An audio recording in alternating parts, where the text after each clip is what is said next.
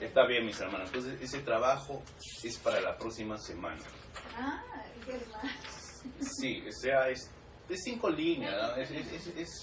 Y usted ya tiene la palabra de Dios, entonces solamente redactarla.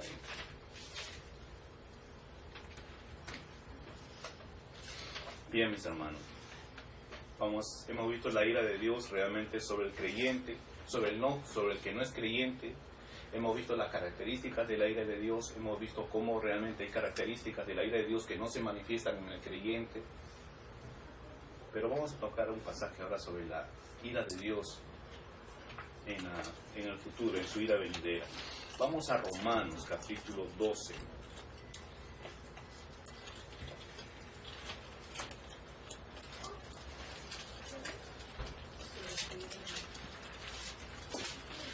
Sí, Romanos capítulo 12.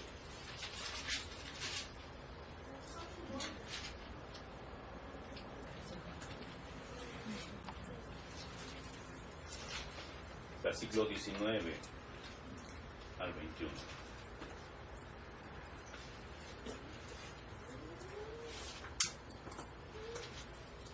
¿Quién lo puede leer? Amén. No os venguéis vosotros mismos, amados míos, sino dejad lugar a la ira de Dios, porque escrito está, mía es la venganza, yo pagaré, dice el Señor. Así que si tu enemigo tuviere hambre, dale de comer, si tuviere sed, dale de beber, pues haciendo esto, ascuas de fuego amontonarás sobre su cabeza. Amén. Bien, mis hermanos. Rápidamente, hermana mía, ¿por qué entiende el pasaje? Aquí nos habla el Señor decir que nosotros no debemos vengarnos actuar por nuestra propia justicia, sino dejar que el Señor, si no deja lugar a la ira de Dios, que Dios sea que justifique, que Dios juzgue, ¿no? Porque escrito está, mía es la venganza, habla nuestro Señor, yo pagaré, dice el Señor.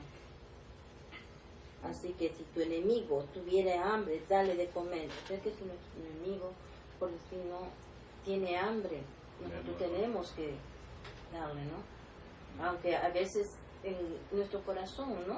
A veces no queremos, pero cuando uno ya está en Cristo ya no siente esa cólera a esa persona, porque sabemos que esa persona no tiene a Cristo Jesús. Amén. ¿No? Hermano Ernesto, ¿qué entiende este pasaje? Que la ira es de Dios, ¿no? El hombre no se puede airar porque la ira nuestra no es comparable con la de Dios. O sea, nuestra ira es pena carnal, es emocional. No tenemos nada que juzgar, no podemos juzgar a los otros, porque somos iguales, somos pecaminosos también. Y la ira de Dios, la venganza de Dios, si yo puedo hacer algo bien, sería ayudarlo en alguna cosa, o evangelizarlo, si sería esa persona que precisa de hambre, de la palabra de Dios. Sí. Está bien, pero no estamos olvidando que el enfoque estamos haciéndole en la ira de Dios. Está bien, hermano, no, la conclusión que ha llegado la hermana mía, que el hermano Ernesto, está perfecto, pero estamos viendo eso en la relación del hombre. Pero lo que estoy preguntando es la ira de Dios en relación a Dios mismo. Hermana Nancy. Que debemos dejar la ira de Dios, que Él sea el que juzgue, porque Él es perfecto, porque nosotros como hombres somos pecadores y nuestra ira es emocional, como dijo el hermano Ernesto.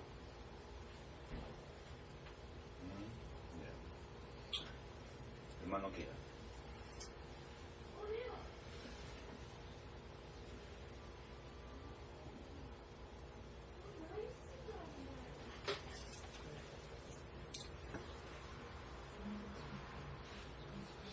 Enfocado en la ira de Dios, claramente dice que no nos venguemos, porque la justicia es de Dios. Aquí, ¿qué es lo que los hermanos dijeron? A la hora de, si alguien nos hace mal, debemos hacer el bien a ellos. Eso hace que ellos se avergüencen, por eso dice esto, ascuas de fuego amontonarán sobre su cabeza. Es una costumbre antigua que tenían, que se colocaban unas ollas de fuego, ¿no? Bueno, Katia. Bueno, claramente dice el pasaje, ¿no? No os venguéis vosotros mismos, amados míos. O sea, quiere decir que nosotros no somos quien para tomar como venganza, ¿no? Sino dejarlo todo a la mano de Dios, porque Él es el único que puede afrontar esa situación. No me olvidé algo. La ira de Dios es santa. Nuestra ira no es santa. Por lo general es pecaminosa. No, Cristina. Somos seres humanos emocionales.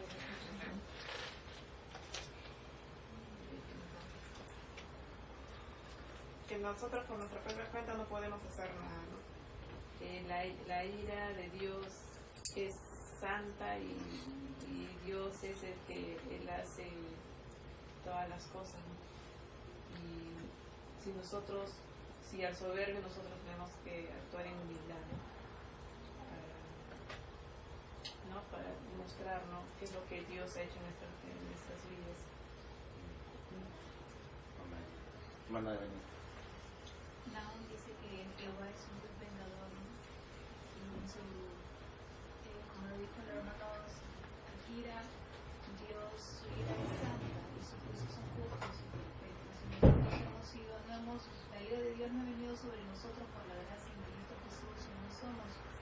Debemos demostrar la redención de Cristo, la de Cristo en nosotros, en ser compasivos, porque también Dios ante su vida también es misericordioso, ¿no? Y mostrar, ¿no? El amor de Dios en nosotros perdonando, ¿no? Y dejando pasar las ofensas por alto, ¿no? Y como dice, no paguemos por mal, sino mal por mal, ¿no? Sino paguemos por bien, porque somos salvos por gracia, por Dios, ¿no? Mostrar eso, ¿no? Bien, mis hermanos. Solamente voy a repetir lo que dije la semana pasada.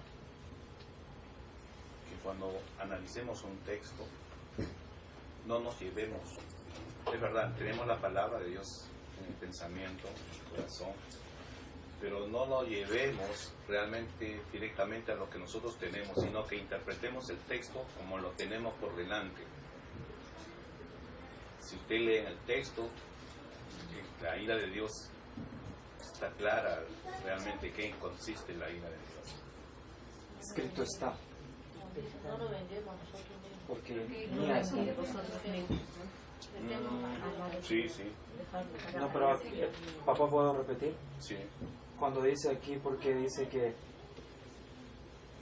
porque escrito está, mía es la venganza, yo pagaré, dice el Señor. O sea que, Es en el camino, hermano. porque ese es en la escritura, ¿no? Porque la enseñanza está en que Él es el que tiene lugar a la ira.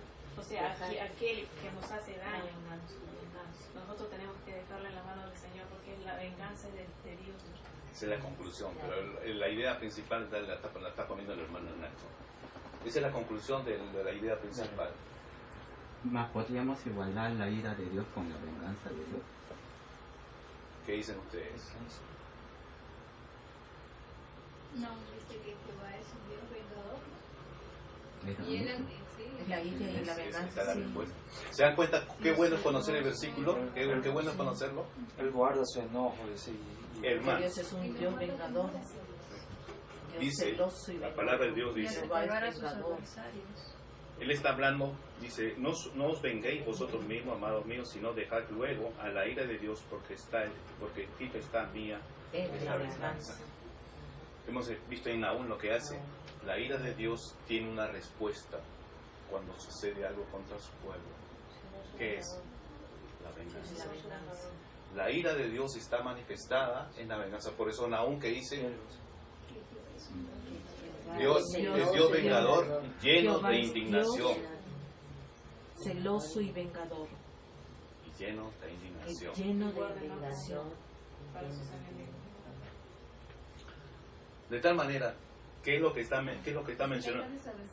Entonces, ¿qué es lo que está mencionando? Que la respuesta de Dios en su ira es cuando viene con su pueblo algo. Él dice, dejadme a mí, mía es la venganza. La ira de Dios se manifiesta con su venganza. Algo va a hacer, Él va a hacer contra las personas que ejecutan algo contra nosotros.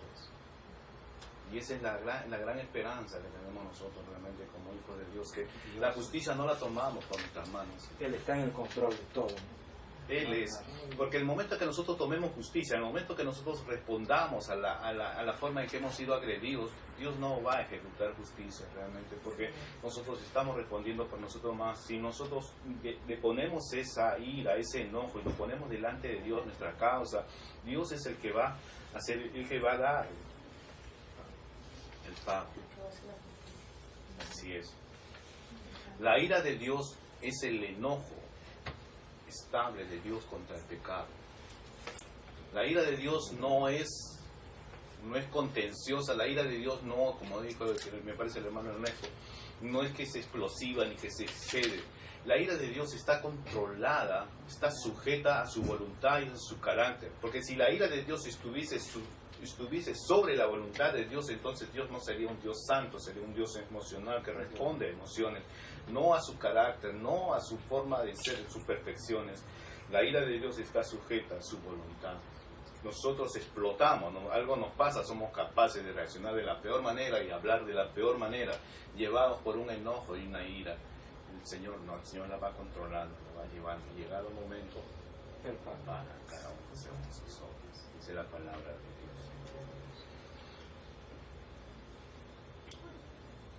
En la Biblia van a encontrar dos palabras, ira y enojo juntos, que son similares casi. Entonces, Salmo 6.1, para que no tengan dudas, cuando puedan leer eso, Salmo 6.1.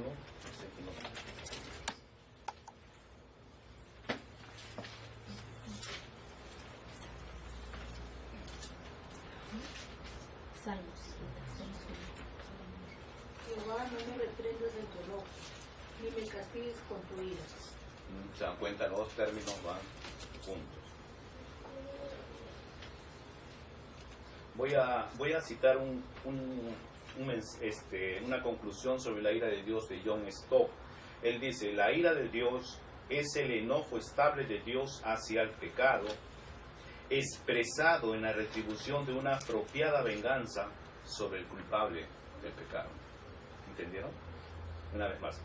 Entonces, la ira de Dios es el enojo estable de Dios hacia el pecado, expresado en la retribución ¿de qué? De una apropiada venganza sobre el culpable del pecado. Es una conclusión que llegó John Stott sobre la ira de Dios. Se está permanentemente juzgando, estable, no hay variación, sino que... Claro, Dios está airado, dice la palabra de Dios, ¿no? Todos los días. Salmo 7:11 que dice, ¿no? Que Dios está airado todos los días. ¿Contra quién? Contra el impío. ¿Quién es aquel impío? Aquel que no toma en cuenta a Dios, aquel que no es de Dios. La ira de Dios está sobre él. Y muchas veces el impío que dice, ayúdame, ponme, dame. Mas no se da cuenta que la ira de Dios está latente sobre él, ¿no? Bien, hay una... solamente por referencia para los hermanos. Orge es ira en el griego. Y enojo es T-H-U-M-O-S, tumos. Jorge, ira, ¿no? Sí. Y enojo, tumos. ¿Y qué es en griego? ¿En hebreo? T-H-U-M-O-S. ¿Es hebreo? Hebreo, creo. Sí. Salmo 97, hermano, por favor, ¿quién puede leer?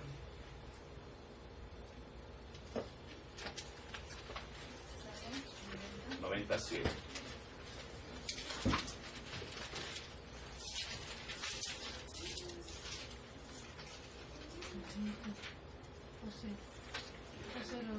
Amén. Ah, Señor. Porque con tu Porque con tu furor somos consumidos, con tu ira somos No, turbados. hermana, el hermano José está. Perdón. Porque con tu furor somos consumidos y con tu ira somos turbados. Amén. Está bien. Bien. Vamos a hablar sobre la ira de Dios, que es eterna y sin final. Daniel, capítulo 12, versículo 2.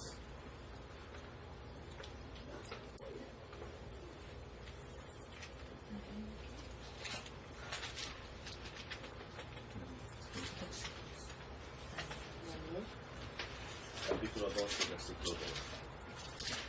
Amén. Y muchos de los que duermen en el polvo de la tierra serán despertados, unos para vida eterna y otros para vergüenza y confusión perpetua. Amén. A ver, hermano, ¿qué? Hermana Cristina, ¿qué entiende ese pasaje?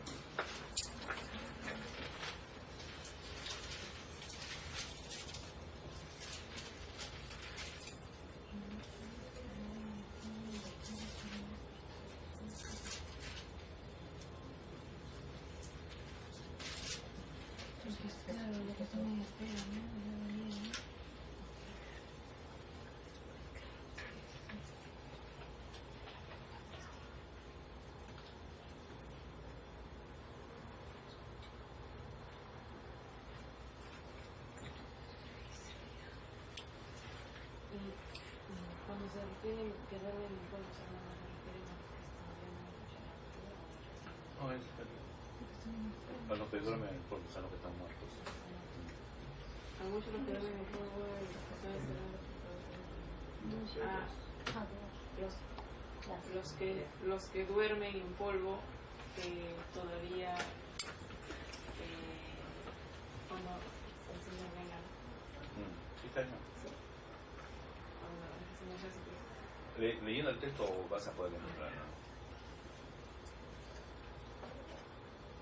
Hermano, ese quiere explicar. ¿Pero? Ese quiere explicar. Ya está bien. Lo que crees tú conmigo. Solamente un momentito.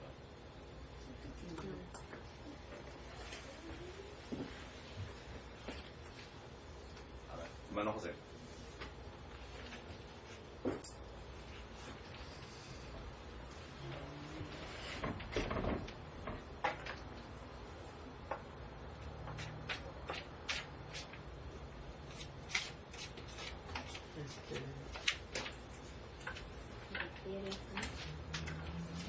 Creo que se refiere a lo que están muertos, ¿no?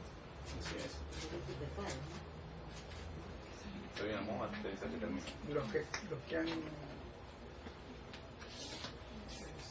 creído en Jesucristo van a tener vida eterna. Sí, Y no, pues se van la condenación eterna. Así es, claramente. Vamos, Marcos, capítulo 9, versículo 43-48.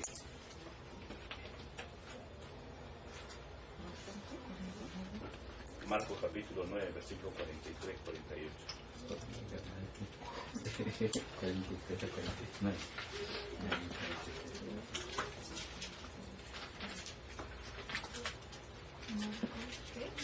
Marcos 9. Sí, por favor. Sí.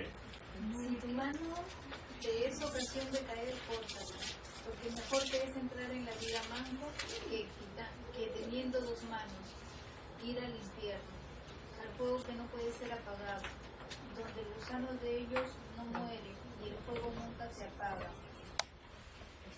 Y si tu pie te es ocasión de caer, córtalo, porque mejor te es entrar en la vida cojo que teniendo dos pies ser arrojado al infierno, al fuego que no puede ser apagado, donde el gusano de ellos no muere y el fuego nunca se apaga. Y si tu ojo te es ocasión de caer, sácalo, porque mejor te es entrar en el reino de Dios con un ojo que teniendo dos ojos ser arrojado al infierno, donde el gusano de ellos no muere y el fuego nunca se apaga. Amén. Hermano, si le quise analizar, va a ser largo y el tiempo nos va no sé, me va a ganar, pero Habla de la eternidad, ¿no? habla, sí, está en sí. Habla de la eternidad, ¿De qué? ¿De eternidad de qué? de la ira de Dios, de darle eternidad del castigo de Cristo, porque dice que el gusano no morirá y el fuego nunca será apagado. Porque Perdón, hermana, sí está bien, hermana. Dígame. en la primera de 43 dice, si tu mano te fuera ocasión de pecar, córtate. ¿Sí? Porque mejor es irse con una mano que con todo el cuerpo e irse al infierno. Córtatela, dice. ¿No? ¿Y eso cómo lo entendemos? ¿Literalmente o qué enseñanzas tiene? Que no debemos estar en el pecado, El pecado que debe ser desechado. eliminado de nuestras vidas, ¿no? Yo tengo una pregunta del versículo anterior, hermano. ¿Por qué dicen muchos, no dicen todos? A ver, vamos a Daniel. En Daniel. No es que ese día del juicio en que Jesucristo vendrá y muertos y para la condenación y otros para salvación. Una pregunta. ¿Ahora? No, antes.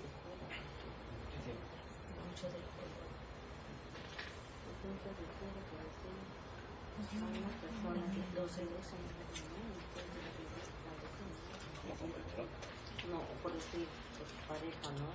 Que si tengo ocasión, dice, de caer, cosas, porque no merece de ser, ¿no? La persona que está a tu lado. No estoy hablando. Pues vamos a ver. Bien, dice, en aquel tiempo se levantará Miguel, el gran príncipe que está de parte de los hijos de tu pueblo, y será tiempo de angustia, cual nunca fue desde que hubo gente hasta entonces, pero en aquel tiempo será libertado tu pueblo, todos los que se hallen escritos en el libro. Y muchos de los que duermen en el polvo de la tierra serán despertados, uno para vida eterna y otro para vergüenza y confusión eterna. Es de un todo que duerme. Está hablando que han muerto tanto cristianos y no cristianos. Y dice muchos, y muchos de los que duermen en el polvo de la tierra serán despertados, unos Para condenación. para vida eterna y otros para condenación. Esto no da más para entenderlo. Los entendidos resplandecerán como el resplandor del firmamento, y los que enseñan la justicia a la multitud como las estrellas a perpetua eternidad. Pero tú, Daniel, cierra las palabras y se libro hasta el tiempo del fin. Muchos correrán de aquí para allá y la ciencia se aumentará. Muchos. O sea, realmente el todo, y muchos de los que duermen en el polvo, de un todo él va a sacar unos para vida eterna y otros para vergüenza. O sea, muchos, y muchos de los que duermen en el polvo de la tierra serán despertados, unos para vida eterna y otros para vergüenza y confusión perpetua. No puede haber otra interpretación, porque la palabra de Dios dice en el arrebatamiento que serán levantados, los que son para salvación serán transformados En un abrir y cerrar. Y otros no serán glorificados. Bueno, pues Hermano, perdón, una pregunta. En la Biblia está escrito, ¿no? Que mientras más inteligente eres, o sea, más sabio, que te inclinas más a la ciencia, tiendes a ser más necio, ¿no? dependiendo del Está corazón. más apartado, ¿no? Por lo que yo tengo entendido, la mayoría de los científicos son ateos. En su gran mayoría, Y son sabios, muy muchos, inteligentes. pero hay algunos que no son ateos, son realmente cristianos, y esos son los... Se hicieron cristianos por buscar la verdad. No, hay muchos de los que son creacionistas que al estudiarla, al ver su misma profesión, su desarrollo, han encontrado que realmente Dios existe. Mediante sus investigaciones. Sí, hay muchos por ejemplo, no recuerdo, hay un científico muy famoso ahora último en física cuántica, que él ha determinado que realmente Dios existe. Para que exista lo que existe, debe existir un Dios inteligente, una persona sobre todas las cosas, y él la determina como Dios. O sea, en sus mismos estudios, él comenzó como ateo, se identificó como ateo, pero en su mismo desarrollo y en su avance, en conocer la ciencia, en este caso la física cuántica, dice que él se dio cuenta que Dios existe para que exista todo lo que existe. Esa es su definición. Para que exista todo lo que existe, es que Dios debe existir. Esa fue su definición. Y es algo que nosotros, no todos son ateos. La sabiduría y la ciencia la da Dios. Abre el corazón del hombre que realmente es receptivo a él. ¿Por qué? Por la elección de Dios. El tiempo lo determina. José ahorita nos está comentando sobre el creador del Facebook y esos demonios, ¿no? ¿Perdón, cuál? Creador de Facebook. Es muy inteligente, pero es El que creó Facebook. Porque él lo ha hecho con esa finalidad de atrapar a mucha gente, ¿no? Todo lo que hay un principio bíblico. De atraparlo, volverlo vicioso, ¿no? Todo lo que nos aparta de Dios para él, ¿no? Es un vicio.